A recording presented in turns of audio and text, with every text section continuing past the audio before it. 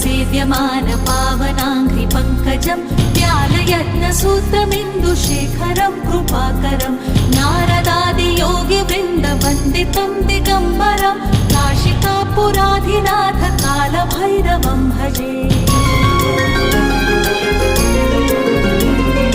भानुकोटिभास्वरं भवाब्धितारकं परं नीलकण्ठमीप्सितार्थदायकं त्रिलोचनं कालकालमम्बुजाक्षमक्षशूलमक्षरं काशिकापुराधिनाथ कालभैरवं भजे।